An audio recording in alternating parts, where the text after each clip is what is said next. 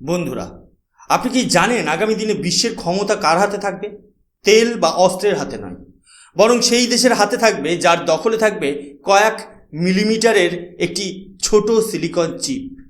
হ্যাঁ, আমি সেমিকন্ডাক্টরের কথা বলছি। আজ ভারত সেই জায়গায় দাঁড়িয়ে যেখানে আমরা শুধু চিপ ব্যবহার করব না, বরং গোটা বিশ্বকে চিপ সরবরাহ করব। প্রধানমন্ত্রী মোদি গুজরাটের সানন্দে উদ্বোধন করেছেন ভারতের দ্বিতীয় মেগা সেমিকন্ডাক্টর ফেসিলিটি। আর ঠিক এর মাঝেই ভারত সরকার লঞ্চ করে দিয়েছে সেমিকন্ডাক্টর মিশন 2.0, যেখানে বরাদ্দ করা হয়েছে 1.2 লাখ করোড় রুপিস। আজকের এই ভিডিওতে আমরা আলোচনা করব কেন এই দুটি খবর ভারতের ভূরাজনৈতিক বা জিওপলিটিক্যাল অবস্থানের জন্য গেম চেঞ্জার হতে চলেছে। আমি সুশোভন, আর আপনারা দেখছেন অদ্ভুত অথচ বাস্তব। বন্ধুরা, আজকের এই বড় খবরগুলো বা এই 1.2 লাখ কোটির অঙ্কটা বোঝার আগে আমাদের একটু অতীতে ফিরে যেতে হবে। আজ থেকে ঠিক 3 বছর আগে 2021 সালের ডিসেম্বর মাসে ভারত যখন সেমিকন্ডাক্টর মিশন 1.0 শুরু করার ঘোষণা করেছিল, তখন আন্তর্জাতিক মহলে এবং আমাদের দেশেরও অনেক স্বঘোষিত বিশেষজ্ঞ বেশ ঠাট্টা তামাশা করেছিলেন। তাদের যুক্তি ছিল সেমিকন্ডাক্টর ইন্ডাস্ট্রি অত্যন্ত জটিল এবং ব্যয়বহুল। ভারত কি পারবে এই হাইটেক ম্যানুফ্যাকচারিংয়ের ইঁদুর দৌড়ে টিকে থাকতে? কিন্তু বন্ধুরা, 3 বছর পর আজ ফলাফল আপনাদের একদম সামনে। আপনারা হয়তো জানেন না যে সরকার ইনসেন্টিভ বা উৎসাহ ভাতা হিসেবে বরাদ্দ করেছিল মাত্র ৭৬,০০০ কোটি টাকা। কিন্তু সেইটুকু আগুনের স্ফুলিঙ্গ থেকেই আজ ভারত ১.৫ লক্ষ কোটি টাকারও বেশি সরাসরি ব্যক্তিগত বিনিয়োগ বা প্রাইভেট ইনভেস্টমেন্ট আকর্ষণ করতে সফল হয়েছে। অর্থাৎ সরকার ১ টাকা খরচ করলে প্রাইভেট সেক্টর থেকে ২ টাকা বিনিয়োগ আসছে। এটাই হলো বর্তমান ভারতের ইকোনমিক স্ট্র্যাটেজি বা কাজ করার ধরন। আজ আমরা শুধু খাতা কলমে আটকে নেই। গুজরাটের ধোলেরাতে টাটা গ্রুপের বিশাল সেমিকন্ডাক্টর ফ্যাব থেকে শুরু করে আসামের জাগি রোডে টাটা সেমিকন্ডাক্টর অ্যাসেম্বলি ইউনিট। ভারতের মাটি এখন বিশ্বমানের প্রযুক্তির জন্য পুরোপুরি প্রস্তুত। এই মিশন 1.0 আমাদের শিখিয়েছে যে ভারত শুধু সফটওয়্যার বানাতে জানে না, ভারত এখন হার্ডওয়্যারের ব্রেন তৈরি করতেও সক্ষম। আর ঠিক এই অভূতপূর্ব সাফল্যের উপর ভিত্তি করেই এখন শুরু হচ্ছে সেমিকন্ডাক্টর মিশন 2.0 সেই মহাজাগরণ, যা ভারতকে গ্লোবাল চিপ পলিটিক্সের কেন্দ্রবিন্দুতে নিয়ে আসবে। বন্ধুরা, এবার আসি আজকের অনুষ্ঠানের সবচেয়ে বড় এবং সবচেয়ে গুরুত্বপূর্ণ ব্রেকিং নিউজে। ভারতের অর্থমন্ত্রক বা ফিনান্সিয়াল মিনিস্ট্রি সেমিকন্ডাক্টর মিশন 2.0-র জন্য 1.2 লাখ করোড় রুপিসের মেগা বাজেট বা গ্রিন সিগন্যাল দিয়ে দিয়েছে। এই অঙ্কটা শুনলে হয়তো আপনার মনে হবে এটা শুধু কয়েকটা ফ্যাক্টরি বানানোর টাকা, কিন্তু আসল রহস্য লুকিয়ে আছে এর রণকৌশলে। আপনারা স্ক্রিনে এই হেডলাইনটি খুব ভালো করে খেয়াল করুন। বন্ধুরা, মিশন 1.0-তে ভারতের মূল লক্ষ্য ছিল সেমিকন্ডাক্টর সেক্টরে এন্ট্রি নেওয়া। তখন আমাদের ফোকাস ছিল চিপের অ্যাসেম্বলি, টেস্টিং এবং প্যাকেজিংয়ের উপর। কিন্তু মিশন 2.0-তে ভারত এখন গ্লোবাল ভ্যালু চেনের এক ধাপ উপরে উঠে গেছে। এখন ভারত চাইছে চিপ ডিজাইনে বিশ্বসেরা হতে। আপনারা কি জানেন, আজ বিশ্বের সবচেয়ে দামি কোম্পানি নিভিডিয়া বা টেলিকম জায়েন্ট কোয়ালকম নিজেরা কোনো চিপ বানায় না। তারা শুধু চিপের ডিজাইন করে এবং সেই ডিজাইন বিক্রি করে বিলিয়ন বিলিয়ন ডলার আয় করে। একেই বলা হয় ফ্যাবলেস ইকোসিস্টেম। ভারত এখন সেই পথে হাঁটছে যেখানে আমাদের ইঞ্জিনিয়াররা ভারতের মাটিতে বসে চিপের নকশা বা ইন্টেলেকচুয়াল প্রপার্টি তৈরি করবে। শুধু তাই নয়, এই মিশন 2.0-র মাধ্যমে ভারত এখন ট্র্যাডিশনাল চিপ ছেড়ে কাটিং এজ চিপ বা অত্যন্ত শক্তিশালী চিপ তৈরিতে মনোযোগ দিয়েছে। আমরা এখন 3 ন্যানোমিটার এমনকি 2 ন্যানোমিটার প্রযুক্তির চিপ তৈরির কথা বলছি।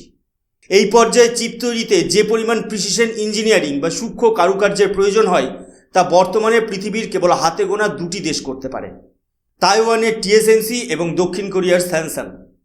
ভারত এখন সেই এলিট ক্লাবে যোগ দেওয়ার জন্য 1.2 লাখ করোড় রুপিস বাজেট ধরল। এটা কেবল প্রযুক্তি নয়, এটা ভারতের ডিজিটাল সার্বভৌমত্বের এক নতুন দিগন্ত। বন্ধুরা, এবার চলুন সোজা যাওয়া যাক গুজরাটের সানন্দে, যেখানে এখন ভারতের নতুন সিলিকন ভ্যালি হিসেবে পরিচিতি পাচ্ছে। সেখানে দাঁড়িয়ে প্রধানমন্ত্রী নরেন্দ্র মোদী উদ্বোধন করেছেন কাইনেজ সেমিকন্ডাক্টরের এক বিশাল এবং অত্যাধুনিক প্ল্যান্ট। এই খবরটি ভারতের জন্য কেন আলাদাভাবে গর্বের তা কি আপনারা জানেন? দেখুন, এর আগে যখন মাইক্রন ভারতে এসেছিল সেটি ছিল একটি আমেরিকান জায়ান্ট কোম্পানি, কিন্তু কায়েন্স হলো একটি সম্পূর্ণ ইন্ডিয়ান অরিজিন কোম্পানি। অর্থাৎ আমাদের ঘরের ছেলে এখন বিশ্বমঞ্চে চিপ তৈরি করতে নেমেছে।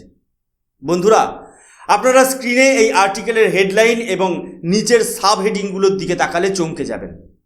সাধারণত একটি সেমিকন্ডাক্টর প্ল্যান্ট বা ফ্যাব তৈরি করতে 3 থেকে 4 বছর সময় লাগে, কিন্তু কায়েল সেমিকন্ডাক্টর রেকর্ড ব্রেকিং মাত্র 14 মাসের মধ্যে এই মেগা প্রজেক্টটি দাঁড় করিয়ে দিয়েছে। একেই বলে নিউ ইন্ডিয়ার কাজের গতি। আর এর প্রোডাকশন ক্যাপাসিটি শুনলে আপনার মাথা ঘুরে যাবে। এই প্ল্যান্টটি প্রতিদিন 6 মিলিয়ন বা 60 লক্ষ চিপ উৎপাদন করার ক্ষমতা রাখে। কল্পনা করতে পারেন, প্রতিদিন 60 লক্ষ চিপ। এটি আসলে একটি আউটসোর্সড সেমিকন্ডাক্টর অ্যাসেম্বলি এবং টেস্টিং বা ওএসএটি ফেসিলিটি। অর্থাৎ কাঁচা চিপগুলোকে এখানে এনে সেগুলোকে ব্যবহারযোগ্য করে তোলা, প্যাকেজিং করা এবং বিশ্বের বিভিন্ন প্রান্তে সাপ্লাই করার কাজ এখান থেকেই হবে।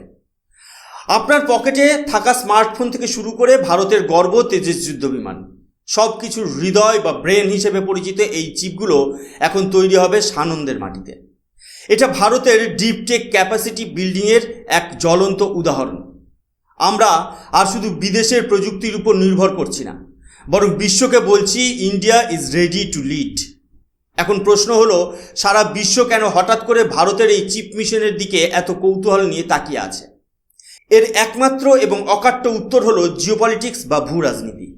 বন্ধুরা, আপনারা যদি একটু লক্ষ্য করেন তবে দেখবেন আমেরিকা থেকে শুরু করে ইউরোপের বড় বড় দেশগুলো বর্তমানে চীনের ওপর থেকে তাদের প্রযুক্তির নির্ভরতা কমাতে মরিয়া হয়ে উঠেছে।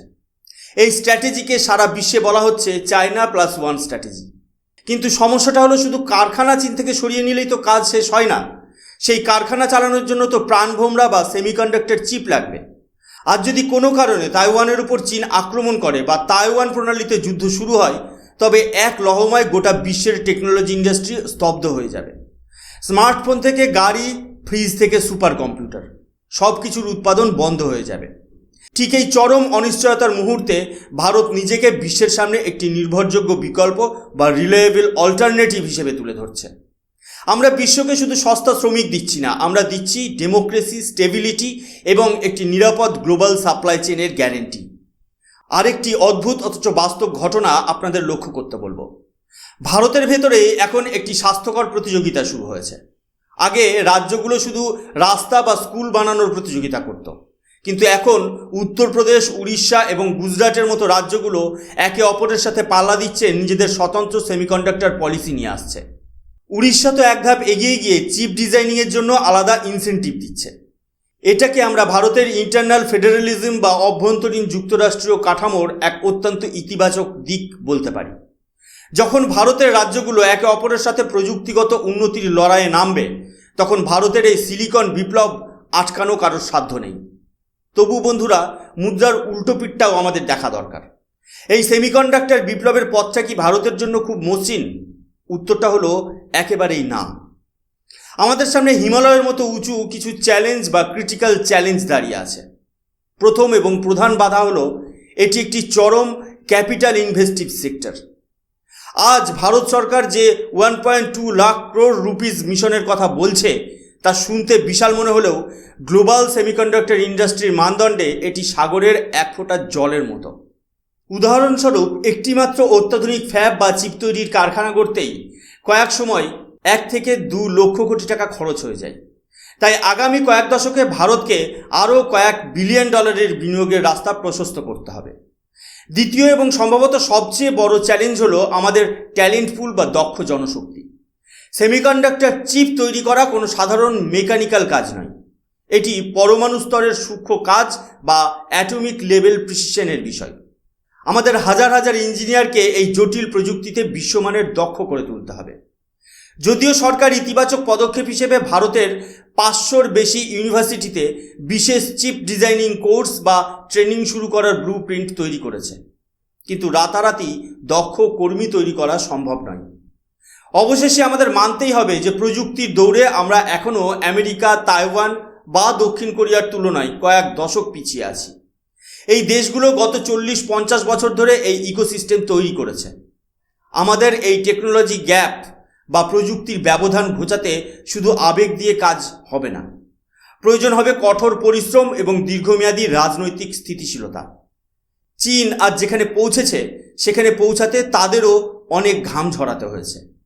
ভারতকে যদি আগামীতে একটি গ্লোবাল টেক সুপার পাওয়ার হিসেবে নিজেকে প্রতিষ্ঠিত করতে হয়, তবে এই চ্যালেঞ্জগুলোকে আমাদের জয় করতেই হবে।